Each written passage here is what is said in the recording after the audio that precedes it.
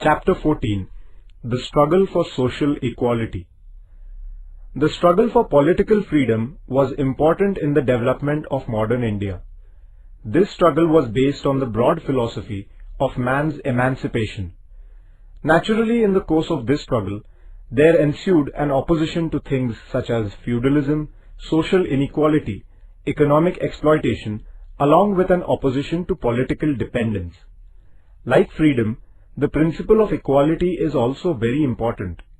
The contribution of the movements launched by peasants, workers, women and dalits, and the stream of socialism that gave importance to equality is significant from this point of view. One cannot understand the development of modern India without understanding this contribution. Let us, therefore, study some of these important movements. The Peasant Movement. The economic policies of the British adversely affected the Indian peasants. The British government used to protect the landlords and moneylenders. They exploited the peasants. The peasants rose in revolt against this injustice on many occasions. The peasants in Bengal formed their union and revolted against the compulsion of cultivating indigo. The play Neel Darpan, written by Deenbandhu Mitra, brought to the notice of the society the wretched conditions of the peasants producing indigo. In 1875, the peasants in Maharashtra rose in revolt against the atrocities of the landlords and moneylenders.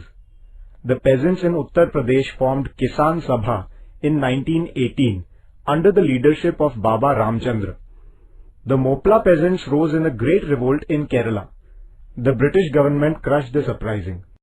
At the initiative of Professor N.G. Ranga, the Akhil Bharatiya Kisan Sabha was formed in 1936. Swami Sahajanand Saraswati was its president. The Sabha presented a declaration of peasants' rights to the Indian National Congress.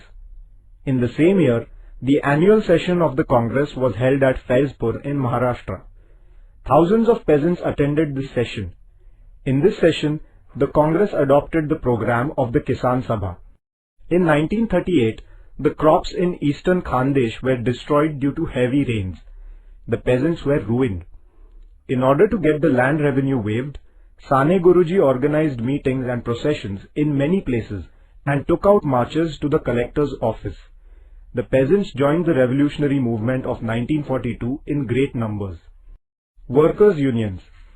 Industries like textile mills and railway companies had started in India in the latter half of the 19th century.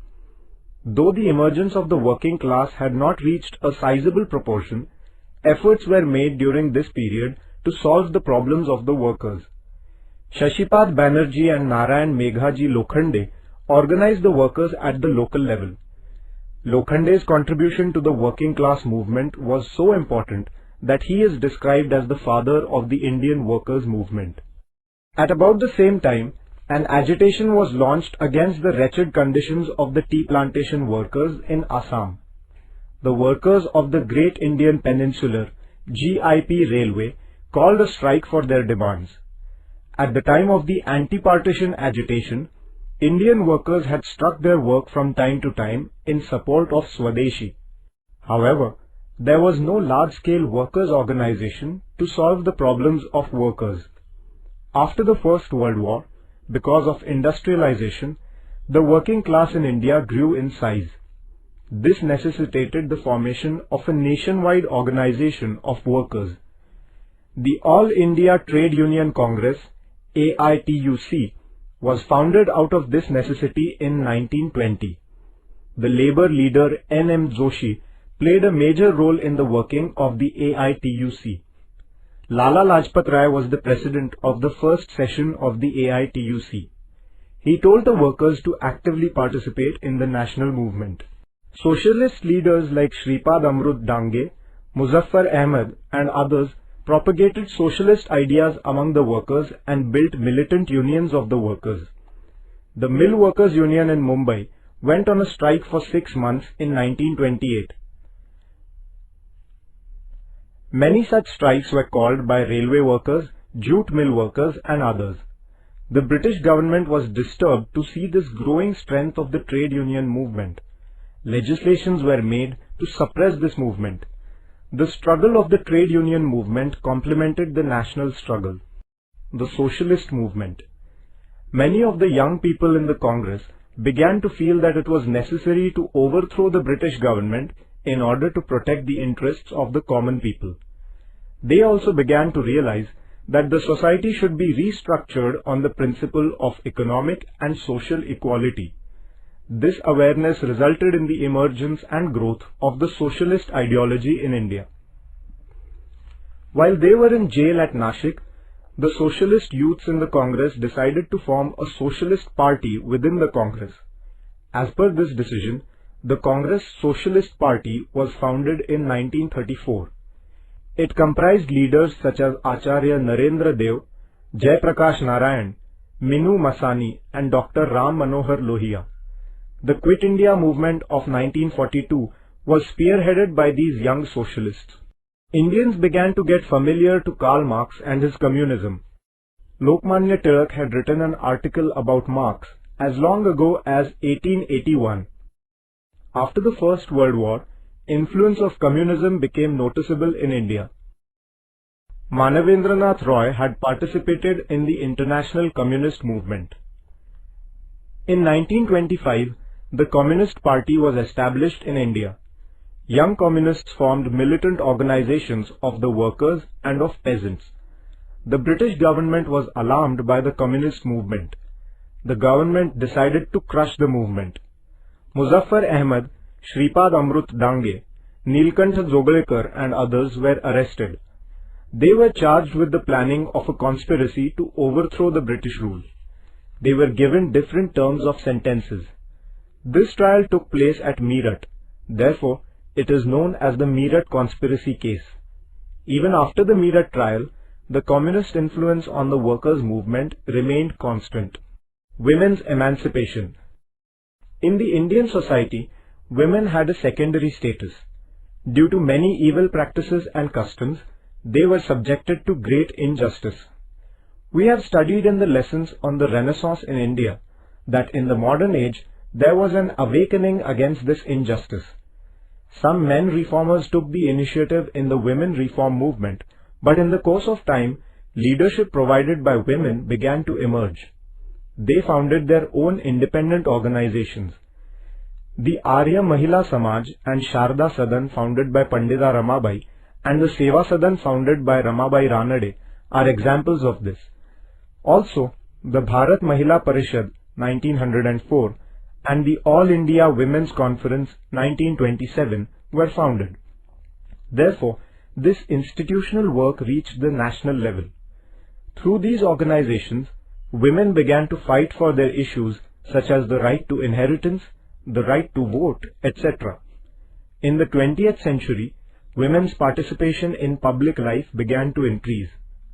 Women's participation in the national movement and the revolutionary work was significant. After the introduction of the Act of 1935, women were included in the provincial ministries. After independence, the principle of the equality of men and women had been emphatically stated in the Constitution of India. The Dalit movement. The social structure in India was based on inequality. Social reformers like Mahatma Jyotirao Phule, Narayan Guru brought about the awakening of the people. Following the teachings of Mahatma Phule, Gopal Baba Walangkar and Shivram Janba Kamble worked for the eradication of untouchability. In his book Vital Vidhwansan, Walangkar presented the deconstruction of untouchability. In Tamil Nadu, Periyar Ramaswamy started a movement for the eradication of untouchability. In the state of Kolhapur, Rajarshi Shahu Maharaj did substantial work for the abolition of caste distinction. Maharshi Vitthal Ramji Shinde started the institution, the Depressed Classes Mission, for the progress of the Dalits. The Justice Party did valuable work in the south. Mahatma Gandhi took up the issue of the eradication of untouchability, thereby trying to remove the injustice inflicted on the Dalits. Under the leadership of Dr. Babasaheb Ambedkar, the Dalit struggle acquired the dimension of a broad movement. Dr. Babasaheb Ambedkar aimed at establishing a society based on the principles of liberty, equality and fraternity. He was convinced that the injustice to the Dalits and inequality would not end unless the caste system was entirely rooted out. Social equality, according to him, is a right of the Dalits. He intended carrying on a movement based on self-respect. It is from this point of view that he founded the Bahishkrut Hitkarani Sabha in July 1924. He inspired his followers with the message, "Get education, get united and fight." Babasaheb Bole got a bill passed in the Mumbai Provincial Assembly whereby the public water reservoirs were to be opened to the untouchables. However, in reality, the water reservoirs remained out of the reach of the Dalits. Therefore, Dr. Babasaheb Ambedkar and his followers staged a satyagraha at the Chaudhar Lake in Mahad. They burnt the Manusmriti that advocated inequality. He started a satyagraha in 1930 for the entry of the Dalits into the Kalaram temple at Nashik. Karmavir Dada Saheb Gaikwad led this satyagraha. Dr. Babasaheb Ambedkar started periodicals such as Mook Nayak, Bahishkrut Bharat, Janata and Samata for bringing about social awakening and for giving vent to the woes of the Dalits. We have previously studied the work of Dr. Babasaheb Ambedkar in relation to the Pune Pact and the Round Table Conferences. Dr. Babasaheb Ambedkar founded the Independent Labour Party with a view to solving the problems of the labourers. In the legislature, he opposed the laws that went against the interests of the workers. He founded the All India Scheduled Castes Federation in 1942 in order to put forth the Dalit issues forcefully. Through the Constitution of India, Dr. Babasaheb Ambedkar made a significant contribution to the creation of a social order based on equality in modern India. In 1956, along with his innumerable followers, he embraced Buddhism that upholds humanity and equality. The awakening among the exploited constituents of the Indian society lent a broader base to the national movement. It led to the creation of an atmosphere conducive to the removal of the failings in the Indian social order. The contribution of all these movements to the Indian freedom struggle is valuable.